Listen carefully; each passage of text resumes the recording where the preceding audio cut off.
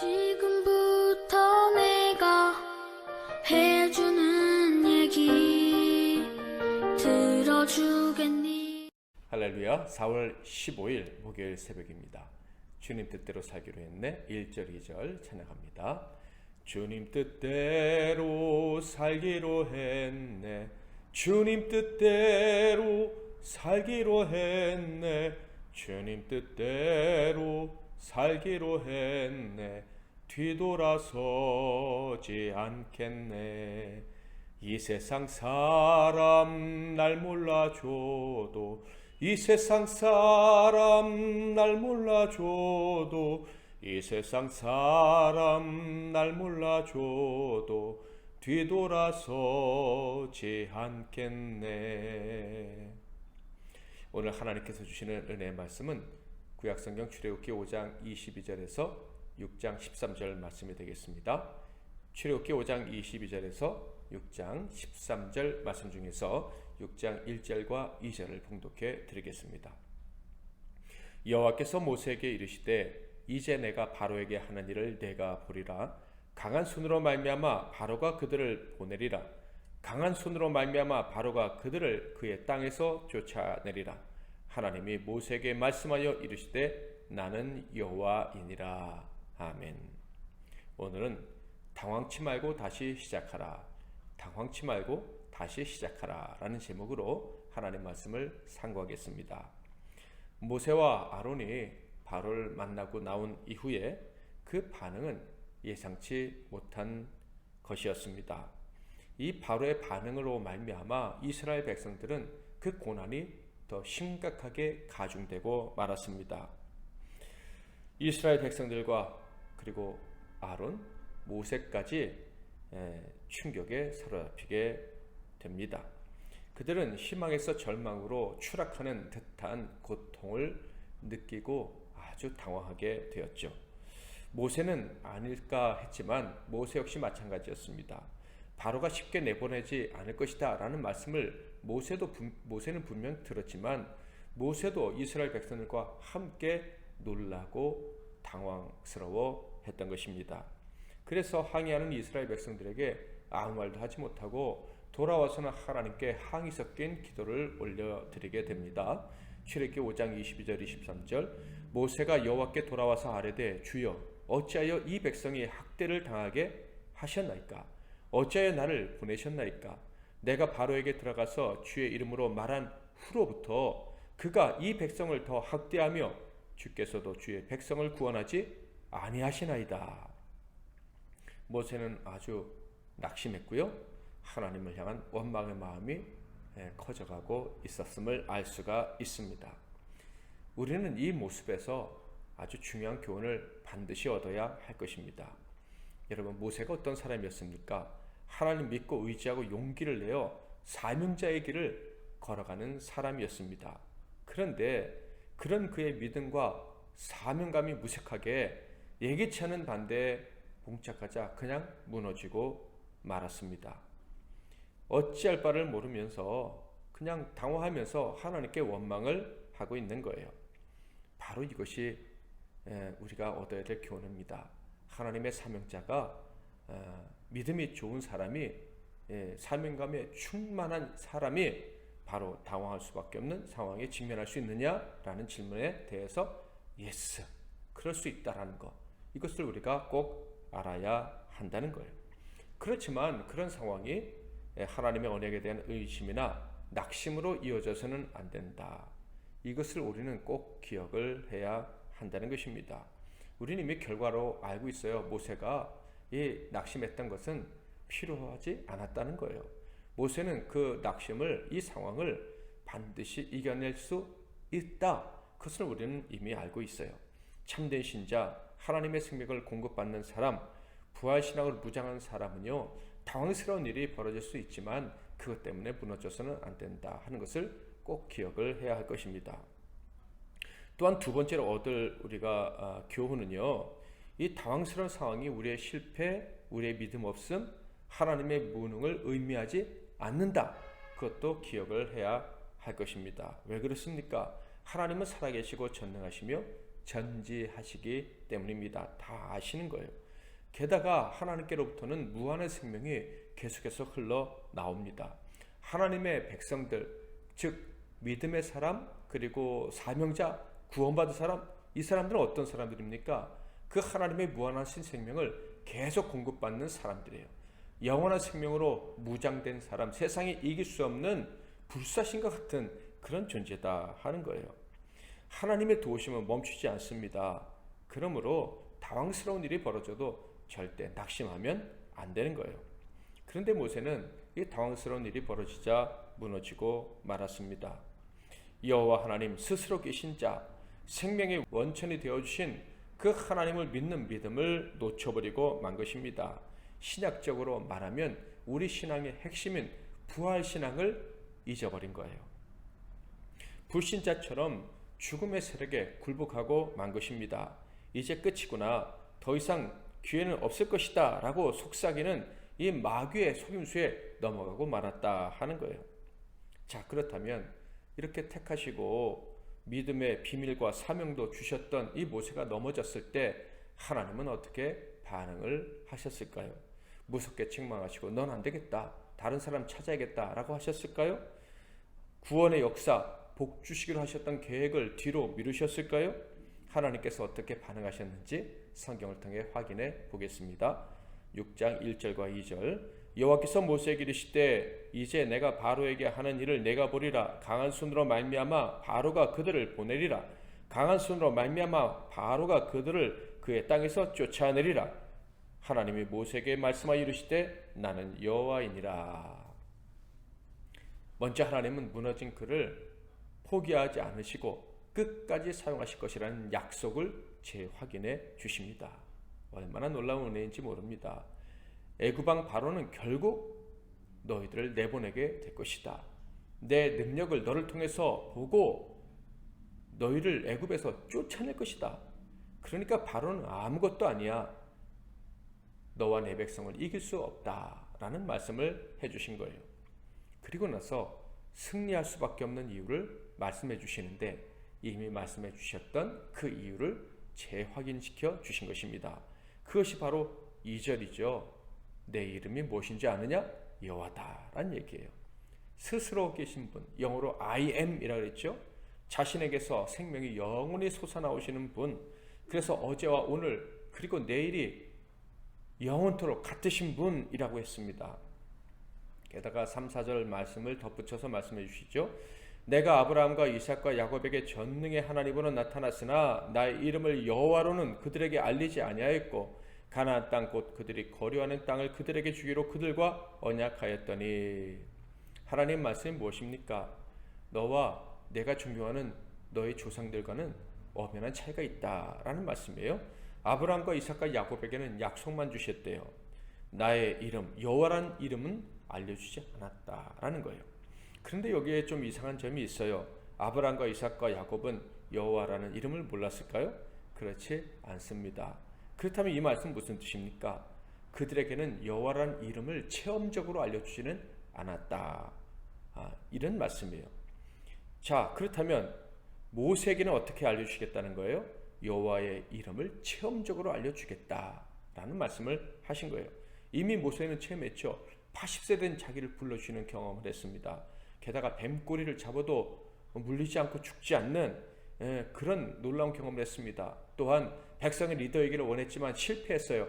그런데 다시 백성의 리더로 다시 세우신 하나님을 경험했습니다. 다시 살리시고 새로운 기회를 주시는 하나님을 몇 번이나 경험했습니다. 게다가 못하겠다고 했는데도 하나님이 또 말씀해 주시고 또 사명 주시는 그런 경험을 체험을 했죠. 더 나아가 온 백성이 여호와를 경험하게 될 것입니다.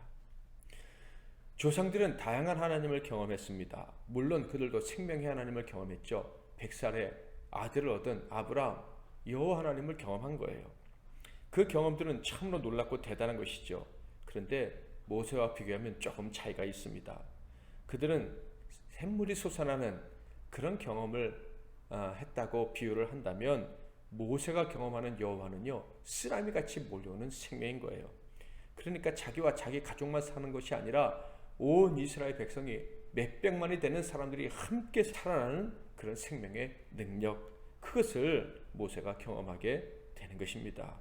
모세는 하나님 나라를 일으켜 세워야 되는 것이고 수많은 사람들이 하나님의 언약 안에 있음을 확인시켜 주어야 할 것입니다. 모든 자에게, 믿는 자에게 생명의 능력을 주시는 하나님을 경험하게 될 것입니다. 여호와 이름이 얼마나 위대한지 그는 이제 경험하게 될 것입니다.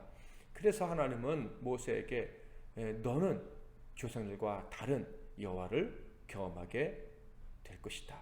내가 너에게 그것을 알려줬다 라고 말씀을 하신 거예요. 하나님은 여호와 IAM이라고 그랬죠. 스스로 있는 자라고 했죠. 자신에게서 영원한 생명이 솟아나오시는 분이다 라고 했습니다. 그러므로 하나님의 말씀은 온 민족을 살릴 생명이 담겨져 있는 거예요. 하나님이 모세에게 말씀하셨을 때 조상들도 물론 그것을 알았어야 했지만 모세는 더욱더 분명히 알았어야 했어요. 하나님이 말씀해 주셨으므로 생명이 무한히 공급될 것이라는 것, 그것을 믿었어야만 했습니다. 우물을 파면 물이 계속 나오지 않습니까? 하나님 말씀을 받으면 거기서 생명이 계속해서 흘러나오는 것입니다. 그것을 모세는 알고 믿었어야 했다 하는 거예요. 사랑하는 성도 여러분, 그러므로 말씀을 받은 사람은요 절대 당황하면 안 되는 거예요. 하나님을 믿게 되었다면 그 역시 당황하면 안 되는 거예요. 하나님의 생명이 무한히 솟아나올 수 있다는 것을 기억하고 살아야만 하는 것이죠.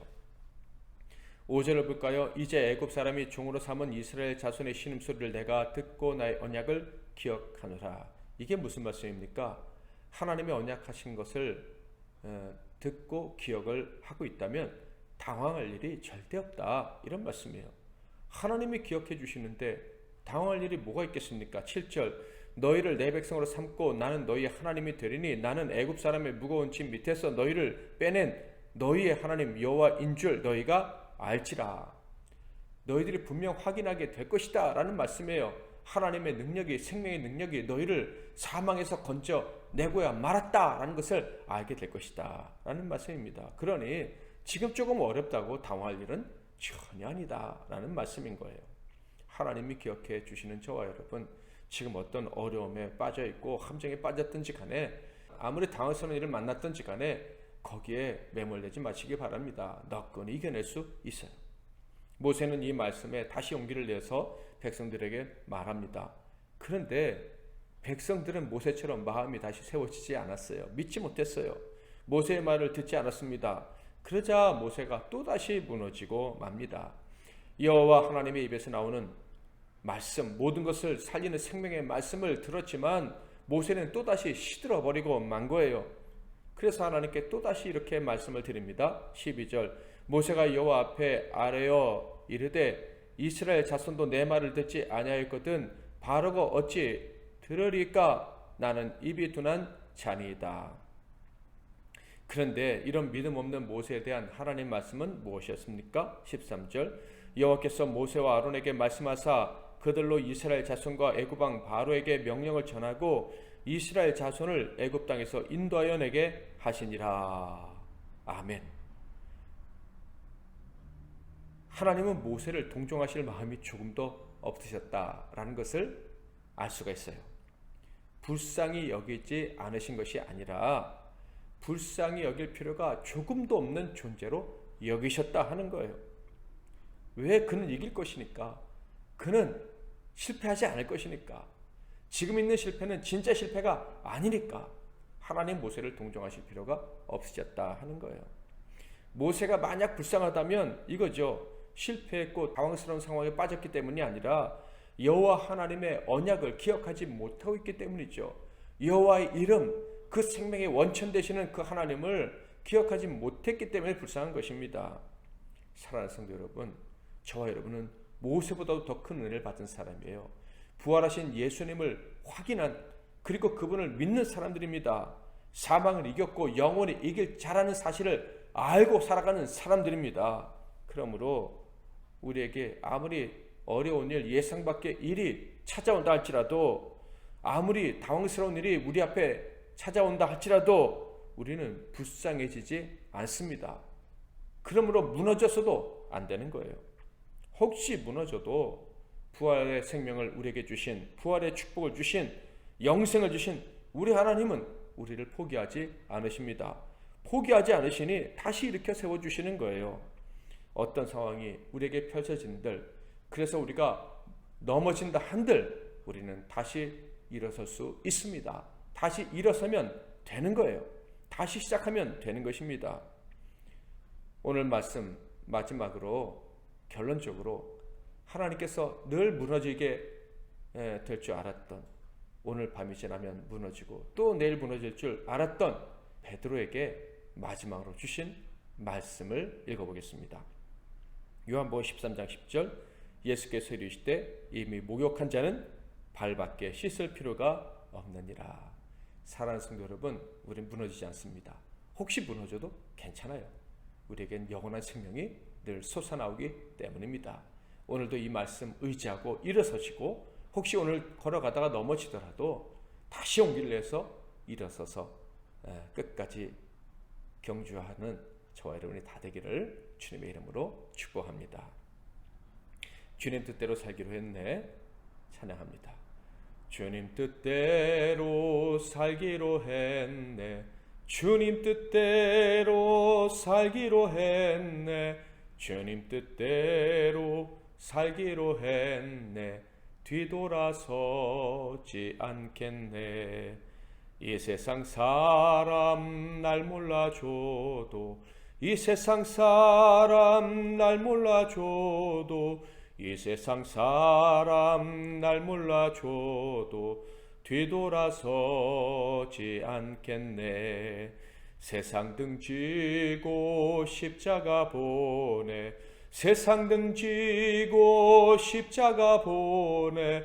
세상 등지고 십자가 보내. 뒤돌아서지 않겠네. 아멘. 오늘도 말씀 붙잡고 기도하고 하루를 시작하겠습니다. 제가 먼저 잠깐 기도하겠습니다.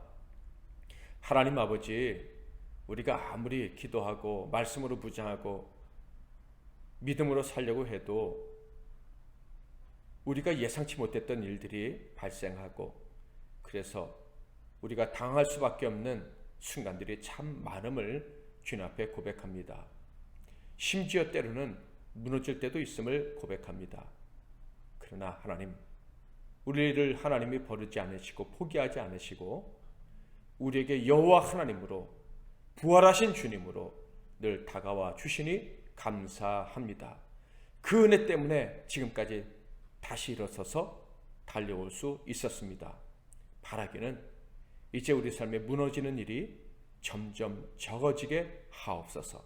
어떤 상황에서도 당당하게 믿음으로 살 수 있는 믿음의 용사로 우리가 거듭날 수 있도록 도와주시고, 그래서 무너진 자들을 세우며 살아가는 우리 모두가 되게 하옵소서. 예수 그리스도의 이름으로 기도하옵나이다. 아멘.